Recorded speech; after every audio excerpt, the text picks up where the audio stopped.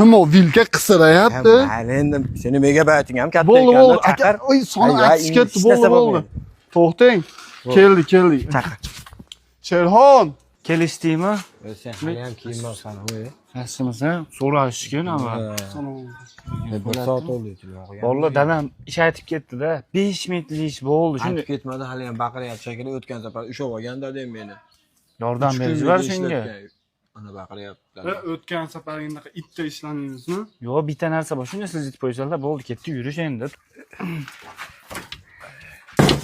Nima deyapsan, Umid? Nimaga sen ko'chaga chiqishing uchun har doim biz seni uyingda ishlashimiz kerak? Men ham Uyingda hamma ishni birga qilamizmi? Dadang bilan problemingni o'zing rishat qilmaysanmi? Bo'lma, haqiqatdan ketdingmi? Ketdik. Vallahi. Ha, Yana ozgina ish bor-da. nima ish bor? Mana go'ylarni ko'rishyapsanmi? Mana shu go'ylarni qo'shni uyga tashlab yuborishimiz kerak-da. Tashib berishing kerak. Dadang ashna deganmi? Tashib berishing kerak o'zingga. Eplasang oshna bo'lishdi. Endi turib berishdi oxirigacha. Yoshlikda ham esingdami? O'ynagani, kelganimizda timma uyingda suv tashlarni, o'n mahallani boshida girardi. Hozir dadang ko'rsa bizga ham ish buyuraveradi. Shunday o'zini bolasida ma'no qilar deyaveradi. Butunimiz sening uyingda ishlash uchun yaralganmizmi biz? Bari chiqib ketisholmaysan hozir. Nimaga? Eshik tagida dadam o'tiribdi-da. Voy. Qamal deymi?